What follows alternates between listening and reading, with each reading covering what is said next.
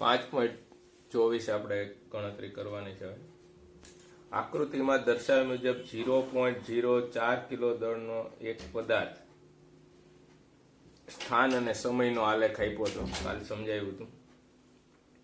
બે ક્રમિક આઘાત વચ્ચેનો સમય કેટલો હશે અને દરેક આઘાતનું મૂલ્ય ગોતવાનું. આ ક્રિયા છે એ કઈ રીતે થતી હોય તો કે આ પદાર્થ આમ અથડાતો હોય, આ 0 સેકન્ડે અહીંયા છે, 2 સેકન્ડે અહીંયા આવ્યો, વરી અથડાઈને ગયો, અહીંયા આવ્યો 4 સેકન્ડે આ સ્થાન એનું, વરી આવ્યો 6 સેકન્ડે અહીંયા, વરી 8 સેકન્ડે અહીંયા, વરી 10મી સેકન્ડે અહીંયા. એટલે બે આ ક્રમિક અથડામણ થયા. એક પછી પાછો આવે તો 2 સેકન્ડ લાગે છે. એટલે બે ક્રમિક અથડામણ વચ્ચેનો સમયગાળો, બે ક્રમિક અથડામણ વચ્ચેનો સમયગાળો 2 સેકન્ડ છે.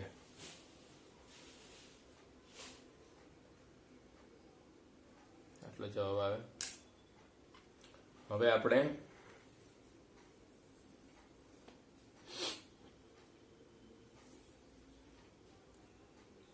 બળનો આઘાત ગોતવાનો છે.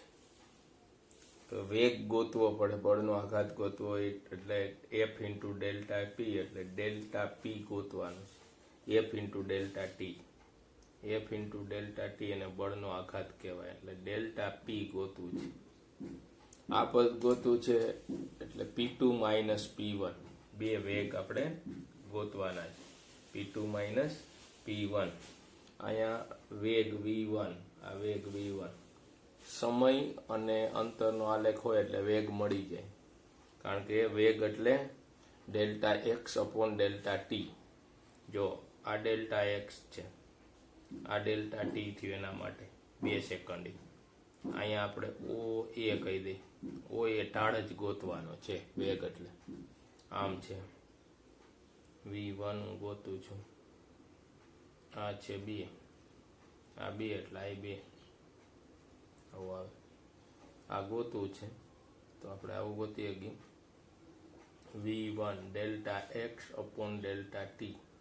ડેલ્ટા એક્સ એટલે 2 સેન્ટીમીટર, ડેલ્ટા ટી એટલે 2 સેકન્ડ. 2 ભાગ્યા 2 એટલે અહીંયા સેન્ટીમીટરનું મીટર કરી નાખે એટલે મીટર પ્રતિ સેન્ટીમીટરમાં જવાબ મળી જાય. V1 2 ભાગ્યા 2 એટલે 1 સેન્ટીમીટર પ્રતિ સેકન્ડ, એટલે 1 ગુણ્યા 10⁻2 મીટર પ્રતિ સેકન્ડ. આવો વેગ મળ્યો આપણને V1. V2 ગોતવું હોય એટલે આ ઢાળ V2, એટલે V2 ગોતવું હોય તો ડેલ્ટા V અને ડેલ્ટા એક્સ અને ડેલ્ટા ટી, આ V2 મળે. તો V2 ગોતવા માટે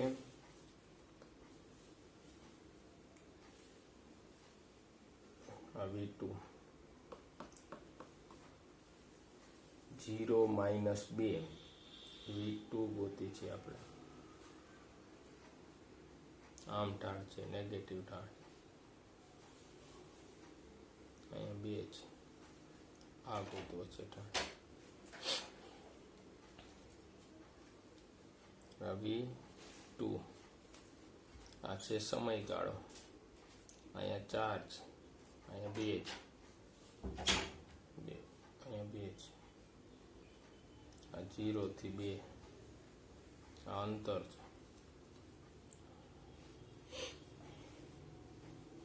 x2 માઇનસ x1 V2 એટલે 0 માઇનસ 2,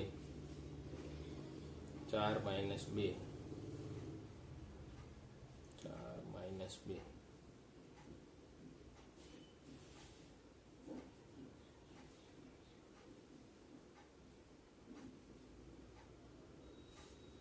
x2 માઇનસ x1, અહીંયા આપણે એમ કર્યું x2 માઇનસ x1 એટલે 2 માંથી 0 બાદ કર્યો. આમાં અંતિમ સ્થાન 0 છે એટલે 0 માંથી 2 બાદ કરવાનું, 0 માંથી 2 બાદ કર્યું. અંતિમ સ્થાન 0 છે, જો 0 માંથી 2 બાદ કર્યું. 4 માઇનસ 2 આ સમયગાળો, 4 માંથી 2 બાદ કર્યો. અંતિમ સમય 4, પ્રારંભિક સમય 2 સેકન્ડ.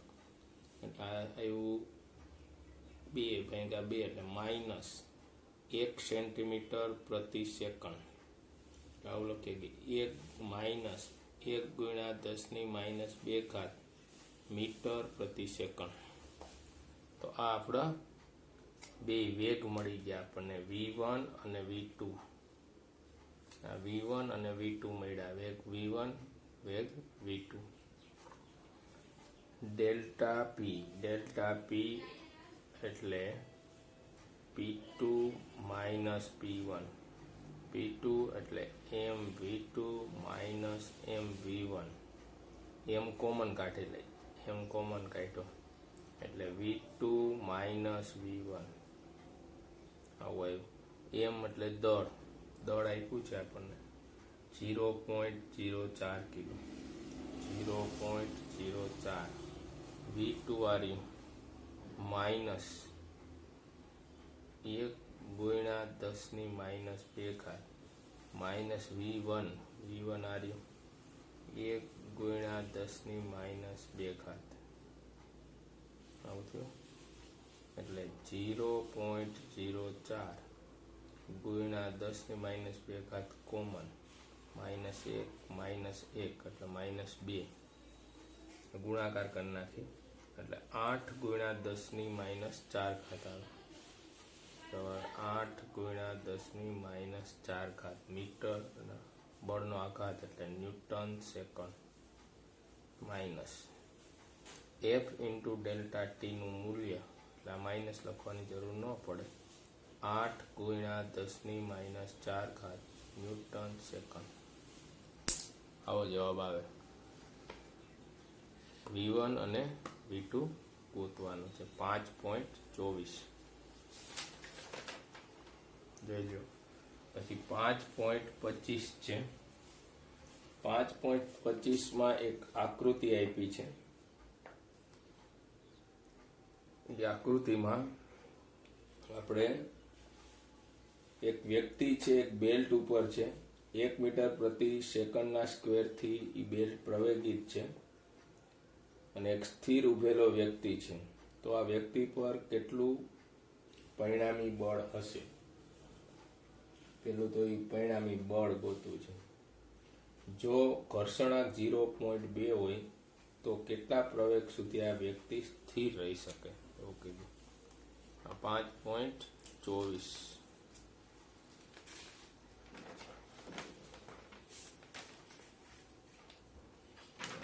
5.25.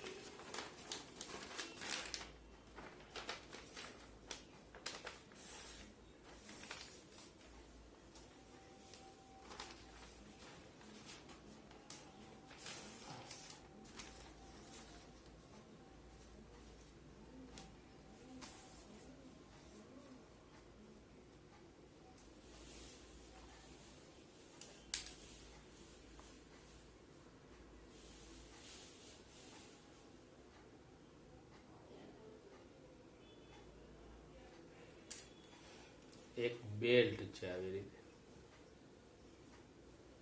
પ્રવેગિત છે બેલ્ટ, અચળ વેગ નથી બેલ્ટ. આ બેલ્ટ છે, એના ઉપર એક વ્યક્તિ ઉભો છે. બેલ્ટનો આ દિશામાં વેગ છે, ઓલો પ્રવેગ એ દિશામાં હોય. એક વ્યક્તિ ઉભો છે. જોજો, વ્યક્તિને બળ કઈ દિશામાં લાગે? તો કે બેલ્ટ આમ ગતિ કરતો હોય, આ વસ્તુ આમ ગતિ કરતી હોય એટલે એને વિરુદ્ધ દિશામાં બળ આમ લાગે. બળ આમ. બાહ્ય બળ આમ લાગતું હોય તો એને બળ આ સાઈડ લાગે. ન્યૂટનના ત્રીજા નિયમ મુજબ વિરુદ્ધ દિશામાં બળ લાગે. ઘર્ષણ બળ છે એ ગતિની વિરુદ્ધ દિશામાં, ઘર્ષણ બળ આમ લાગે. ઘર્ષણ બળના કારણે તો એ સ્થિર હોય, નહીતર તો પડી જાય. તો આ બાહ્ય બળ કેટલું લાગે ને એ આપણે ગોતવું છે. બાહ્ય બળ આ આપણું આ સાઈડ લાગશે, ઘર્ષણ બળ. આ બે બેલેન્સ થતા હોય, ગતિની વિરુદ્ધ દિશામાં ઘર્ષણ બળ લાગશે. આમ ગતિ છે ને, એટલે આ ગતિ છે બેલ્ટની. આ બાહ્ય બળ કેટલું હોય? તો કે F બરાબર ma જેટલું હોય, જેટલો આ બેલ્ટનો પ્રવેગ હોય. આ ઘર્ષણ બળ અહીંયા લાગે, અહીં બતાવ્યું છે ઘર્ષણ બળ. આ બે બેલેન્સ થતા હોય ત્યાં સુધી ન પડે. જો આ બળ વધારે હોય તો વ્યક્તિ પડી જાય, પાછળ તરફ આગળ પડે, કારણ કે આ બળ વધારે હોય એટલે. ઘર્ષણ બળને આ બે બેલેન્સ થવા દે. બાહ્ય બળ કેટલું લાગે છે કેલ્ક્યુલેટ કરવું છે તો લખવાનું બાહ્ય બળ, આ વ્યક્તિ ઉપર લાગતું બાહ્ય બળ F is equal to m into a હોય. એમ ઇન્ટુ એ પ્રવેગ આપ્યો છે આપણને, એનું મૂલ્ય એમ એ કેટલું છે અને એ કેટલું છે લખી નાખવાનું. એ આપ્યું છે 1 મીટર પ્રતિ સેકન્ડ સ્ક્વેર અને વ્યક્તિનું દળ છે 65 કિલો. 1 મીટર પ્રતિ સેકન્ડ સ્ક્વેર, દળ છે 65 ગુણ્યા 1 એટલે 65 ન્યૂટન બળ લાગતું હોય આમ.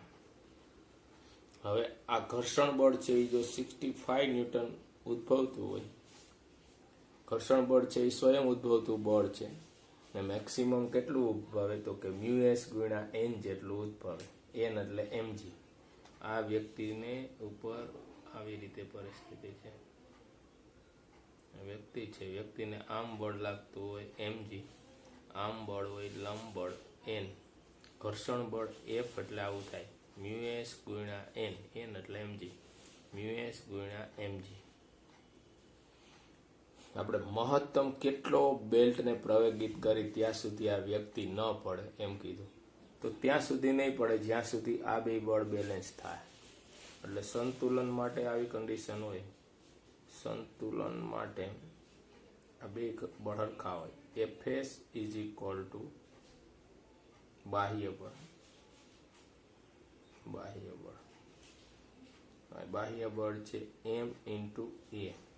એફએસ એટલે છે મ્યુએસ ગુણ્યા એન અથવા એમજી, મ્યુએસ ગુણ્યા એમજી. હવે આપણે એમ કહીએ કે મહત્તમ આ કેટલું રાખવું છે એમ એ મેક્સિમમ આ બાજુ, તો અહીંયા એફએસ મેક્સિમમ, એફએસ મેક્સિમમ એટલે મ્યુએસ એમજી. આ મેક્સિમમ જ હોય, આ અચળ પદ છે. મહત્તમ સ્થિત ઘર્ષણાંક આપ્યો છે, આ મેક્સિમમ, બે બાજુ મેક્સિમમ લીધું. એ મેક્સિમમ ગોતવું છે, કેટલો મહત્તમ પ્રવેગ હોય એ ગોતવો છે. A maximum is equal to mu s maximum ઘર્ષણાંક mg divided by m cancel, mu s maximum 0.2 અને જીની કિંમત મૂકી દેવાની 9.8 એટલે 1.96 મીટર પ્રતિ સેકન્ડ સ્ક્વેર. આટલો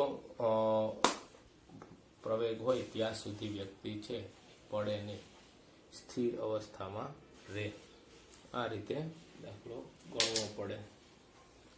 5.25 હતો, 5.26 એક દોરીને છેડે એમ દળનો પથ્થર આ ત્રિજ્યાના ઉધ્વ વર્તુળમાં ભ્રમણ કરે છે અને નિમ્ન બિંદુઓએ અધો દિશામાં લાગતા પરિણામી બળ માટેનો સાચો વિકલ્પ પસંદ કરો.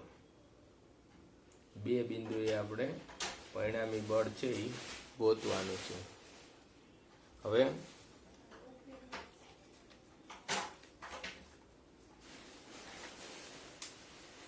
5.26 જો ની આકૃતિ કહું છું કઈ રીતે કીધું છે. એક આમ પદાર્થ ગતિ કરે છે, આવી રીતે આમ ગતિ કરે.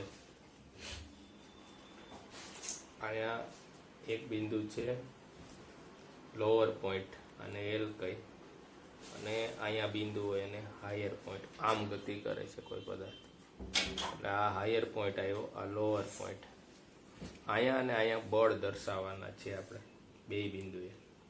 હવે લોઅર પોઈન્ટ આગળ આપણે બળ દર્શાવવું છે, તો અહીંયા પદાર્થ હોય આમ ફરતો હોય, દોરી બાંધી છે, અહીંયા તણાવ T1 છે, તણાવ T1 કહી દીધું, અને અહીંયા બળ છે mg. તો અહીંયા પરિણામી બળ કેટલું હોય તો કે mg - T1, નીચે mg લાગે, ઉપર લાગે T1, તો L પાસે નિમ્ન બિંદુએ પરિણામી બળ mg માઇનસ T1 જેટલું હોય. અહીંયા આપણે T1 તણાવથી દર્શાવીએ. અહીંયા તણાવ બળ T2, વજન બળ mg, વજન બળ છે એ mg છે. હવે અહીંયા ઉપર હોય ને ત્યારે તણાવ આમ ન લાગતું હોય, દોરી ઢીલી થઈ જાય, નીચે તરફ આવે, એટલે આમ જ લાગે છે તણાવ બળ T2. વજન બળ છે mg નીચે તરફ, H પાસે mg બળ છે એ નીચે તરફ હોય, એટલે H બિંદુએ જ્યારે પદાર્થ હોય ત્યારે બે બળ આમ લાગે છે, T2 અને mg. આવી પરિસ્થિતિ છે. એટલે ઉચ્ચતમ બિંદુએ પરિણામી બળ લાગે છે 2, mg પ્લસ T2. એટલે આવા જવાબ આવે mg માઇનસ T1 અને mg પ્લસ T2. તો કયો વિકલ્પ આવશે? વિકલ્પ એ માં વિકલ્પ આપ્યા છે, એ વિકલ્પ આવો છે. નિમ્નતમ બિંદુએ આપ્યું છે mg માઇનસ T1 અને ઉચ્ચતમ બિંદુએ આપ્યું છે mg પ્લસ T2. એટલે આ વિકલ્પ સાચો આવે. 5.26 આ વિકલ્પ છે એ બરાબર આવશે. Okay, thank you.